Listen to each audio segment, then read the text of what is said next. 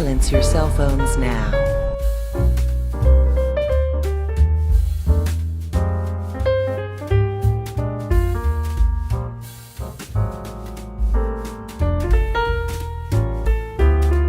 You probably seen the picture. I posted it about a month ago. Me and the whole Fresh Prince cast. But you're not ready for this trailer. You couldn't be ready for this trailer. Happy Thanksgiving. Yes, you're welcome, Will. What's going on, YouTube? Welcome back to the movie experience. I'm your host, Mr. A&D, and joining me is not Deion Sands for Prime Time. What's going on, everybody? It's me, the PRIME. Yes, welcome back to the movie experience. The Nerdgasm Talk presents the movie experience. And guys, we are doing a review for you guys today that is from HBO Max, the new reunion show that everybody's been waiting for. 30 years, Fresh Prince of Bel-Air 30th anniversary reunion. It came on HBO Max November 18th. It was supposed to come on Thanksgiving, I believe it was, so it came a week early. Mm-hmm. And we also got a lot of other news about HBO Max, like Wonder Woman coming on Christmas now. So we got a lot of things coming at the end of the year. First of all, Christmas is going to be drawn. I'm letting y'all know that right now. Yes, because December 18th. It's coming to America too. Come on now. Yes, yes, it is. So right now we're going to talk all about the 30th anniversary. It's about an hour and 15 minutes long, and I'll tell you right now, it was a damn good reunion special. Mm-hmm. And for starters, we go right into it of the Will playing the piano at the beginning back in 1990, and then they go into Will coming into the new set and everybody introducing to each other. I like how everybody had their own way of coming in, how Alfonso was at the top of the stairs. Of course. Yeah, he came in. So we all started with the most recent cast. Okay. So that's what it is. I'll start. So before anybody asks a question, we start with the most recent cast here. And basically, they're going around talking about how your favorite memories, and then what was like when you first auditioned. Which I like how they brought up the old audition tapes of like Carlton and Hillary. Mm-hmm. Yeah. That was. I wish they would have found Ashley's on it and Jeffrey's on too. Exactly. Yeah, I thought that, Will Smith told the story about how the show became his. And now, I don't know if you're familiar with the story, but I heard the story before on the Quincy Jones documentary that was on Netflix. Okay. I didn't hear that story, but I do know what that Arsenio Hall appearance he was talking about. I did see that one. Yes. So he was like, I got my new show. Arsenio was like, yeah, all right. Basically. Yeah. So he was just like, because Quincy Jones talked about this in his documentary, which if y'all haven't seen it on Netflix, I don't know if it's still there or not, but y'all gotta check out that Quincy Jones documentary. It is phenomenal. But Wilson was talking about how they went to Quincy Jones' birthday party, and he was getting his little peak a little wet. You know what I'm saying? Get a little bit of the bubbly, as they say. And he was there, and they was talking about you want to have a TV show. And they was like, I'm not an actor. I'm just I'm a rapper. And then he said, look, he got the floor and tried to have an audition. And he took Will to the back room. And he said, I like how he described it. He said he had this big picture of like Thriller Mike and stuff like that. They had the color purple on this side. And he said that he just said that right there. He might looking down at him like this. I thought that was great. And he says, look, man, all the people that want to give you a TV show is out there right now. So how long do you think it's going to take? He said about first he said 2 weeks. It will take him how long to get ready for audition. He said, well, all the people that's out there waiting for you, trying to give you a show is out there right now. He said, all right, give me 10 minutes. Mm-hmm. And then he's like, yeah, 10 minutes, we got ourselves an audition. So, talk about pressure. Yeah. Well, I mean, I don't think it was really an audition per se, because he was technically, I think he was being him. And if they didn't have no substance material, what was he going to audition with? You're right. So I think they just basically kind of just told him to do stuff, basically. Say this. They're probably just like, hey, say this. Or how would you say that, probably? Because that's what I would assume an on-the-spot audition would be for something that we don't even know what's going to be yet. Yeah. I think that makes sense, how they did it. So they talked about a lot of things. There were some things I did not know about. First off, for instance, the whole throwing Jess at the house, right? Of course, they said they started doing that, and there was one time they did 150 takes of throwing Jazz out the house to the point where he was just like, we don't want to keep punishing Jazz, so they started using the same clip of him getting tossed out the house. Yeah, I knew that. I knew they was using the same clip, and every time he wore a shirt, then you would know. I knew that. So like I said, I didn't follow that part, so I was like, oh, that was news to me. They talked. I guess that was my favorite trope, so that's probably why I liked. Because every time he wore a shirt, you would know. But I liked how sometimes they will throw you off. Sometimes they'll throw him in the house, or they'll throw him out the back. So yeah. I like that too. I was like, but damn, 150 takes to toss a Jazz at the house, so like, that gotta be annoying. Perfect. You want to get it perfect.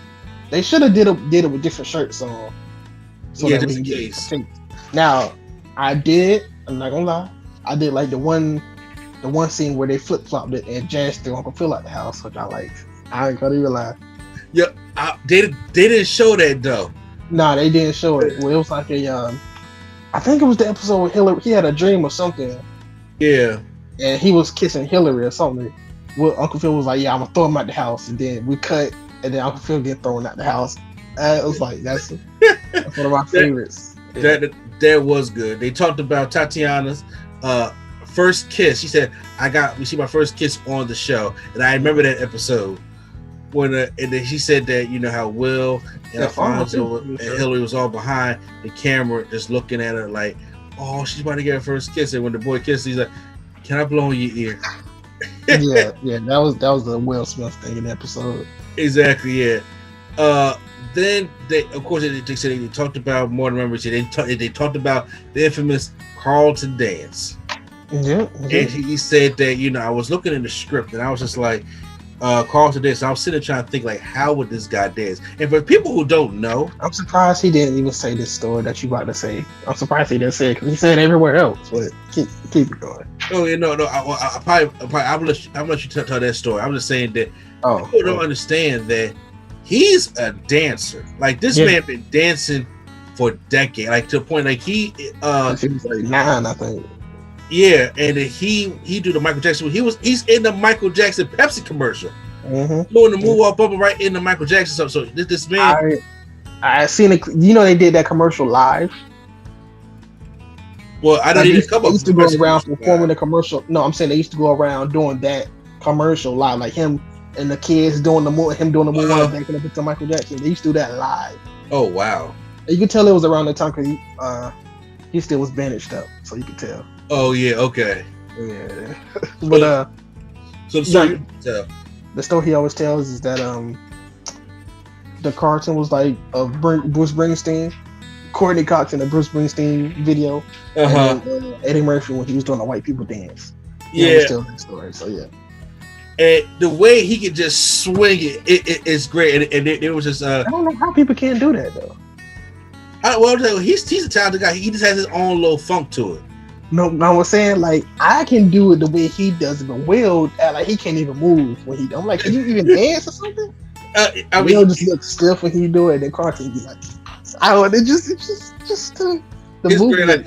Like, I can get the movement down sometimes, but I'll say, but he can take it to. There's other people that can obviously mock him and do the dance also. They like he's the only one that can do the dance, but he perfects it, and when it comes on.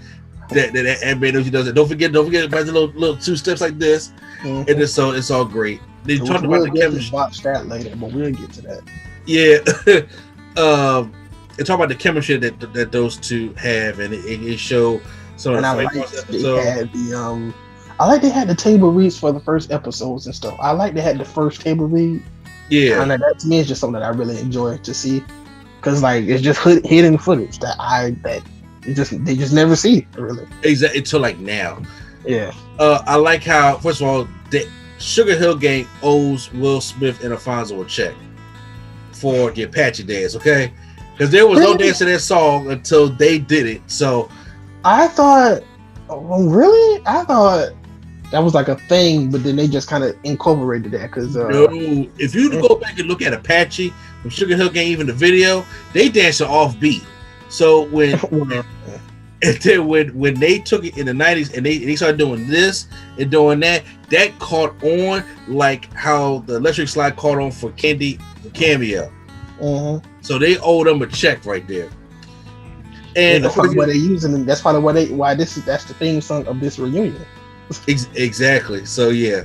So just one thing though, I like how they only used it one time and it's the theme song of the reunion, and some people probably like, what? Like some people who probably don't watch the episode probably like, why is this the song that's playing? But yeah, I like it. Such an iconic episode. And then we get to they talk about Jeffrey for a little bit.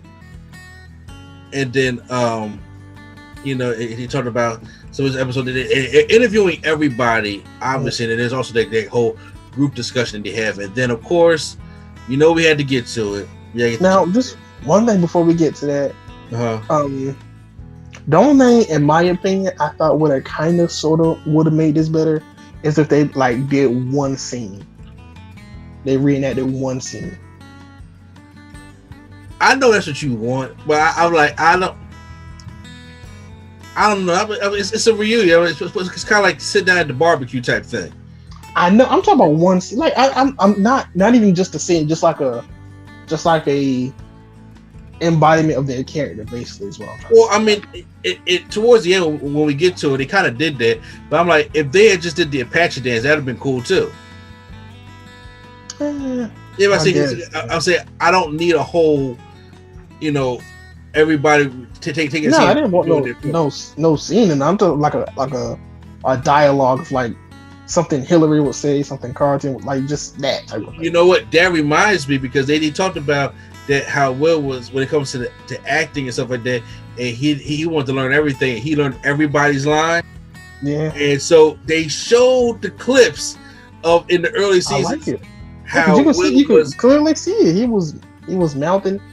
The one that made it not obvious, the one that made it like, come on, man, is when he was mouthing the words to Don Cheadle and then laughing. Yeah. He was like,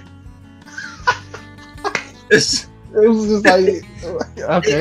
At first I was like, yo, you don't catch it. When they put a light on, you're like, yo, this man knows the word for word, all the dialogue in there. Now, I think the first episode is worse than that, actually. Oh, I don't know. They probably didn't show it, but the first episode it gets worse to where like they just use the back of his head because you can see it from the side. So they just use like the back of his head to whoever he's talking to. But yeah, now I think it stopped back at maybe the first 10, maybe first 6. I know they said 5, but I think it went on past the first 5 episodes. Yeah, but then like, after he started learning, obvious. But I'm like, it was crazy though. I kind of brought that up. Then we got to James Avery, Uncle Phil, and they talked about first of all how he's big into jazz. He's big into jazz and knows the jazz legends and stuff like that. And the great music come from his room, and how much he was a powerhouse actor, and how much that he demanded respect and everything like that. And I like the scenes that they showed of Uncle Phil and how much like he was the heart and soul of everything. And they was going to talk about when they did the whole scene with his dad and everything. And and I like how Will puts the story saying that at the first line I flubbered my words, and he said he was pissed and he like screamed out. He said, "Hey, look at me, get it together, focus on me, do it again." And they did it again, and the scene that they did again was the one they used in the episode. Okay. Just real quick, is it just me? Did I miss something, or did the line that was in the trailer not happen here? Which line? When he said, he looked at him and said, "Now that's acting." Did that happen here, or was that just in the trailer? That was in the trailer, but I don't. Now that you mentioned, thank you. Because I thought he was gonna say it. He didn't say it. I was like, that was in the trailer. Like, yeah, because it's another thing that they said in the trailer. But I will say this: if you're a human being and you have any kind of heart at all, you got emotional. You got him. Like, I had the Lenny Williams going, like to the point where the water was building up in the whelms of my eyes, but I didn't let the tear drop. And I was just like, because it was so powerful, and you see how emotional Will Smith was getting, and you knew once they got to James Avery, it was going to get emotional because he passed away. And yeah, it was. See, the one thing I didn't like about this is like now we just sit here all sad, and everybody just like, and then Jeffrey's like, well, enough of that. Change the subject. I mean, no, I'm kidding. I mean, he did say, give him a hand. Saying they clap and they got, because everybody knew that at that point when they had a nice tribute video, and then it was like they combined all the tribute stuff with like real life. Like, it felt like he was giving us real life lessons. Mm-hmm. It really felt like that was our dad, and he was giving us real life lessons. It was just so hurt to see a member of the family go, and I'm telling you, it was just like when that rest in peace and James Avery and his day came up, and his death day came up. It just hurt, and it was like, man, it really hit you. That's why I like Jeffrey said it's the same movie. He's like, let's give him a hand, and then when they clapped, it's like, okay, we can go on with the show, because you knew that part was gonna be hard. Yeah, the time also flies. I didn't know it's been that long. I thought it was like 2016 or 2013. That's something. Yeah. You know what I'm saying? So I'm glad you got to see Obama go in office. You know what I'm saying? So 2 times. Yeah. Then we go, and they talk about some more. So I like the Tuesday, Wednesday things where when we have black shows, but what a lot of times is white people vote for us. And a lot of times, all the time, they don't know what we go through on a daily basis. They don't know how we will react to certain things. It's our culture. It's like, we can't write for Native Americans, and, Asians can't write for Hispanics, stuff like that. So everybody has their own kind of culture, what will go on in a necessary household. And and that was one of the reasons why Malcolm and Eddie fell apart. Because you had those people, those white people. Well, I think they fell apart because of a different reason. Malcolm Jamal Warner is one of them. Yeah. Also, but like I said, they had those white writers, so they were saying that they got input to put in the show of how they would act on certain occasions and do that, which makes sense. Like, why would you not get, if you're writing for a white show, why would you not try to get a white perspective on how it is, rather than just coming from the hood or whatever? Like, well, I agree with you. And but also, instead of me trying to get the white perspective, I will hire white people. Yeah, that's their culture. It's not for me as a black guy to write for somebody who's white, and vice versa. Yep. You know what I'm saying? And that's what they were saying, that it wasn't even about them. It was about some stuff bigger than them, because they were transcending stuff that didn't happen at that time, and now look what the world is today. Like I said, even when you take the small baby steps, like I said, there's still obviously much more work that needs to be done. But when you take the small baby steps and we get more stuff, we're starting to get more African Americans behind the camera. Writing our experiences and writing our how we would handle things, stuff like that. So I think saying that's good. But for them to have that kind of input into the show, I think that was really, really good. Yeah, real good. Yep, really good. Progressive too. And then we go to the part where we know what's coming, where Will was just like, look, I gotta talk about Janet. They said I met one-on-one with her, with Janet, and we talked, and I want to show you guys what we talked about. So we already know that it's been a whole blow up, and these guys haven't talked to each other for 27 years. Janet has been on social media and has been on internet just bombarding Will Smith, saying some crazy, nasty things about Will Smith. And Will Smith, to my knowledge, I'm not sure, hasn't responded. He's not responded nasty like how she was. So he was responding, back and forth. The responses probably got little the older he got, but I'm pretty sure when he was like younger, they were probably bio too. But we had that much social media back then, so who knows? Is that who does know? And then so Will Smith was saying that she looked that. Walk me through your story, because obviously the misconception was that she was hard to work with. And according to her, that's the kiss of death. Which it is true, according to her, it's the kiss of death for black women, especially dark-skinned black women, that when you hear about an angry black woman, they're hard to work with. Nobody's going to work with her. And she said, ruin her reputation. And she knew that he was going to get big and he was going to be all right. But her, she just got a short end of the stick. So she said that she was pregnant and she was in a very abusive relationship. I swear I thought that was a storyline. Say what? I swear I thought that was a storyline. Well, no, she said she got pregnant and then she was in a I know that now, but I thought like that was just a storyline just to add another character in the show. Gotcha. Yeah, no. And she was in a very abusive relationship and her family disowned her. I'm like, I don't know why. She never really got into why her family like disowned her. Yeah. But they disowned her. Maybe it was a thing where she paid her family's bills and she got fired. She couldn't do it, so they got mad at her. Who knows? Good point. They were trying to pay her less, and then she said she stopped coming to the set, stopped smiling, stopped laughing, stopped joking with everybody, and not talking to anybody because she didn't know who to trust. So Will Smith at 21 years old. I ain't gonna lie to you. I'm not gonna lie to you.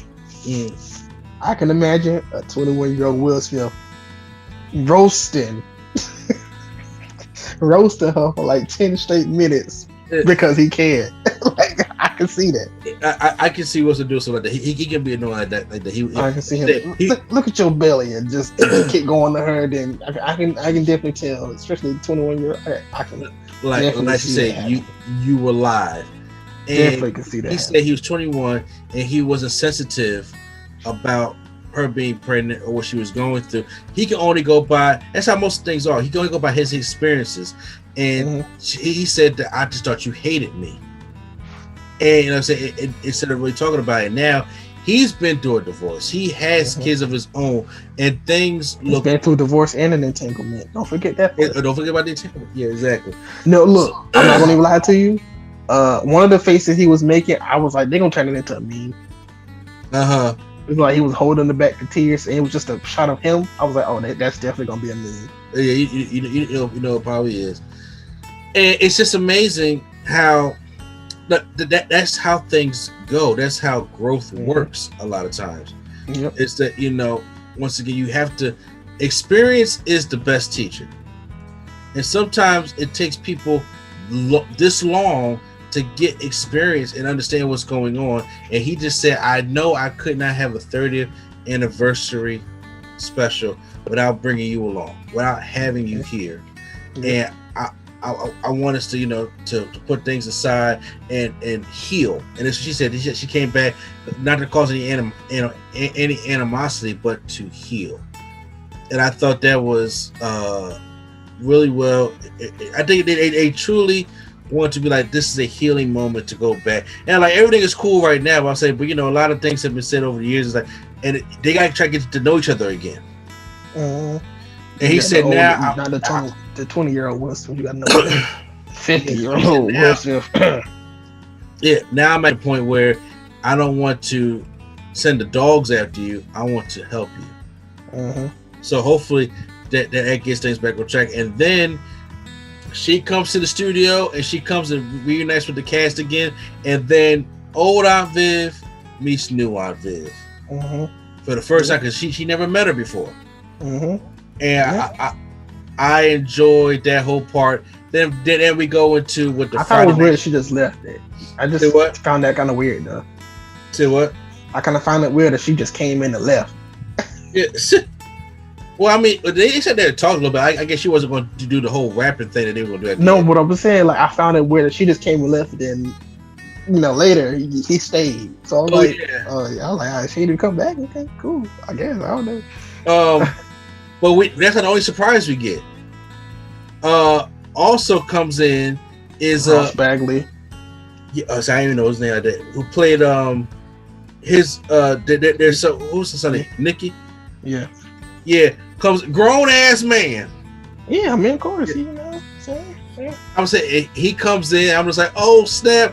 What a surprise that was. He comes in pretty towards the end and talks about, you know, he feels like a kid again and how he enjoys how y'all rebuilt the set and everything like that. He talk about their Friday nights of how they be at Will's room jamming. Then we get to the last episode, how emotional it was that they got to wrap this whole thing up after 6 years. Also, more behind the scenes footage of ET table reads and the actual taping behind the scenes footage of like behind the camera while they're taping. I like that. Exactly. I liked all that stuff and how they, was there and they got the percussions out, and then Will started, rapping Will Smith theme song, and then of course they put out Not Unusual on again. And so they started dancing, and that's how the documentary ended. And I have to say, it was great. I enjoyed seeing. Like I said, I wasn't the biggest Fresh Prince guy, not because it wasn't a great show. It was a great show. It's like I said, I watched other stuff in the 90s also, but I still like the Fresh Prince of Bel-Air. I did not like the later seasons, I'll be honest with you. But say in the beginning, the first four seasons, I like any show that has an evolution. Yeah. So like when you see, like, for example, Hillary when she's younger to when she get older, I like those type of shows where you can see their growth in the show. So I don't mind later seasons. I mean, they cool. So I don't got no problem with them. Yeah, I got you on that one. So like I said, so that was the reunion. So man, what do you grade the reunion? Oh, come on now. The highest grade possible that you can give anything, which is a nerdgasm. Right here. Well, actually, no. I'm sorry. My bad. I'll let you explain it first. Well, right here on Movie Experience Nerdgasm Talk Podcast, this will be a complete nerdgasm. That's a complete nerdgasm. For me, I enjoyed it. I enjoyed the review. It pulled all the right strings. I learned things I did not know. It will make you emotional, and I'm saying, but it will make you laugh and happy at the same time. And this feels good to see all of them can be able to get back together again. Let me tell you something. Black don't crack, y'all. Yeah.